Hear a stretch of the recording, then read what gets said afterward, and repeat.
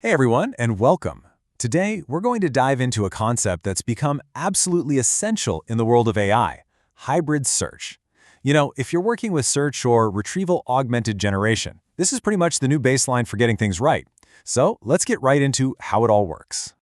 Okay, let's start with a question that I know we've all felt.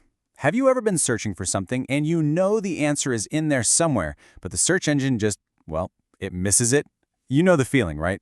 It's either way too literal or it gets the general vibe but misses the one keyword you actually needed. This exact frustration is what hybrid search was born to solve. And this slide just nails the two sides of that coin. On the left, you've got the meaning problem. You search for how to make AI faster, but maybe the single best article on the topic is titled LLM Optimization Techniques. A search that only looks for your exact keywords is going to miss that completely. Then on the right, you have the keyword problem. You're looking for something super specific, GPT-4 API limits.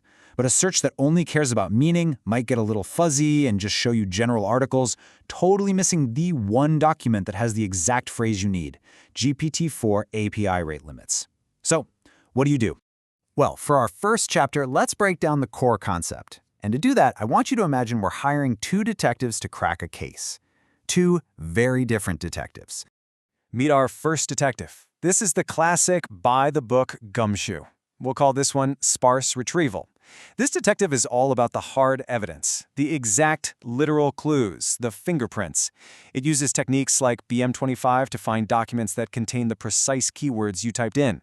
It is incredibly good with specifics, things like names, product codes, or rare terms. Its strength is its precision.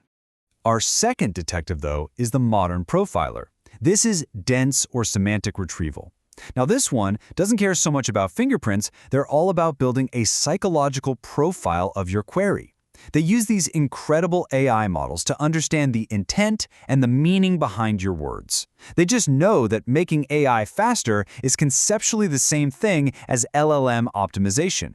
Their strength is understanding context. And this is the really crucial point here. Hybrid search isn't about picking one detective over the other. No way. It's about hiring them both.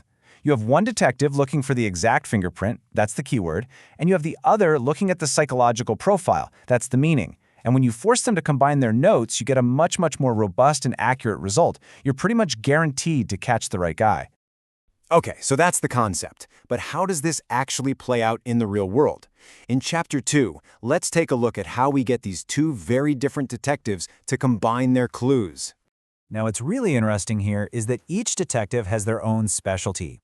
For a big, conceptual question like, how do transformers learn? Our meaning detective is the star of the show. But for something super specific, like an acronym or an error code, you absolutely need the keyword detective. And then you have these mixed queries, like cost of GPT-4o API. It has a concept, cost, but also a very specific name, GPT-4o. For that, you need them to work together. Okay, but here's the tricky part. The keyword detective might score clues on some scale from 0 to, 100. But the meaning detective uses a totally different system, maybe 0 to 1. You can't just add their scores together. It's like one detective measures things in miles and the other in kilograms. The numbers aren't compatible. A single lucky keyword match could get a massive score and totally drown out a bunch of highly relevant results from the meaning detective. We need a fair way to combine their notes. And the solution? Well, it's this beautifully elegant algorithm called reciprocal rank fusion, or RRF. It's the gold standard for this problem for one very clever reason. It completely ignores their incompatible scores. It only cares about one thing, the rank, or the position of each result in each detective's list. The process is just wonderfully simple. Seriously. First, you get the top 10 results from your keyword detective. Then you get the top 10 from your meaning detective. And finally, you combine those two lists using a formula that just gives points based on their position. First place gets more points than second place and so on. This way, a result that shows up high on both lists gets a huge boost, and neither detective can unfairly boss the other one around. And what you end up with is this, the ultimate safety net for search quality. With a hybrid approach, you really do get the best of both worlds. You get the deep semantic understanding from dense search, and you get the razor-sharp precision from keyword search. It very rarely performs worse than either method on its own, and it almost always performs better.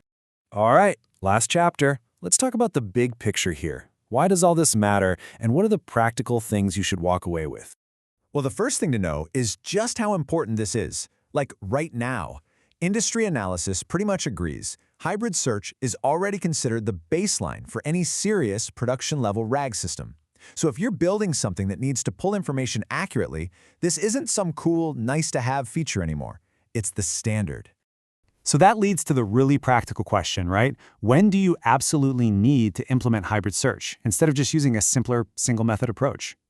You'll want to use it whenever your queries might contain specific things like product codes or API names. It's also critical if you're working with documents that have specialized vocabulary, like in legal or medical fields. It gives you a fantastic starting point when you're in a new domain. And most importantly, you use it when search quality is just absolutely non-negotiable.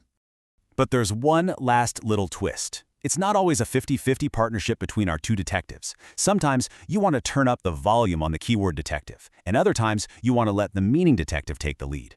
Being able to tune that balance is really the key to mastering this. And this chart shows that tuning in action. We use a parameter, often it's called alpha, to control this balance.